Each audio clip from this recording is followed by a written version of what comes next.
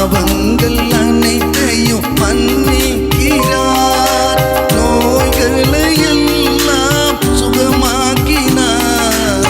பாவங்கள் அனைத்தையும் மன்னிக்கிறார், நோய்களை எல்லாம் சுகமாக்கினார். பிராணனை அழிவுக்கு விலக்கி மீட்டு கிருபையினால் உன்னை முடிசூட்டினார். இன்றைய தேவமன்னாவாக 41ஆம் சங்கீதம் 1ஆம் வசனம். சிறுமைப்பட்டவன் மேல் சிந்தை உள்ளவன் பாக்கியவான், தீங்கு நாளில் கர்த்தர் அவனை விடுவிப்பார்.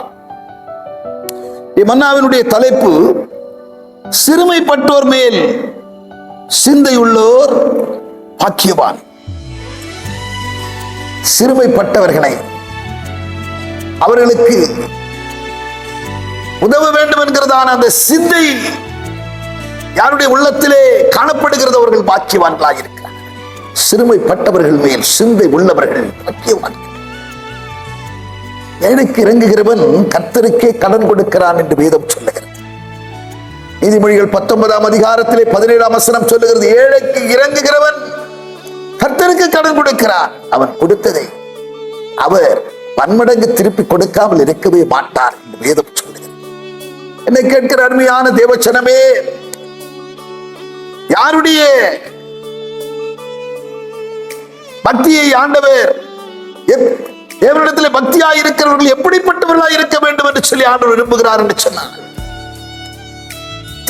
திக்கற்ற நிலையில் இருக்கிற, கைவிடப்பட்ட நிலையில் இருக்கிற பிள்ளைகளுக்கு யாரெல்லாம் அவர்களை விசாரிக்கிறார்களோ, யாரெல்லாம் அவர்களுக்கு உதவ முன்வருகிறார்களோ, அவர்கள் தேவனுடைய பார்வையிலே அப்படிப்பட்டவருடைய பக்தி மாசற்ற பக்தியாக இருக்கிறது என்று வேதம் சொல்லுகிறது.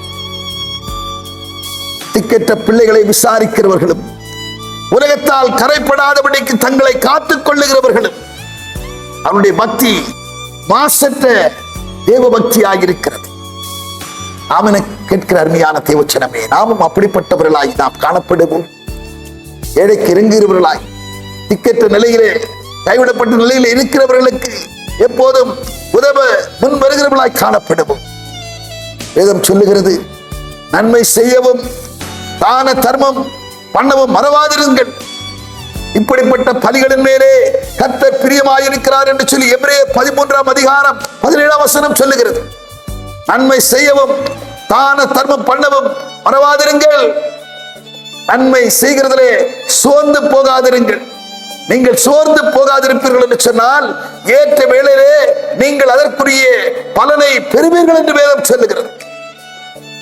எனவே நம்முடைய காரியங்களை மாத்திரம் நாம் பார்ப்பதோடு நின்று விடாதபடிக்கு நமக்கு அடுத்தவர்களை, நமக்கு அருகாமல் இருக்கிறவர்களை, குறிப்பாக விசுவாச குடும்பத்தாரிலே யாராகிலும் நலிவுற்றவர்கள், ஏழை எளியவர்கள் இருப்பார்கள் என்று சொன்னால் அவர்களுக்கு முன் சென்று உதவக்கூடியவர்களாய் நான் காணப்படுவோம்.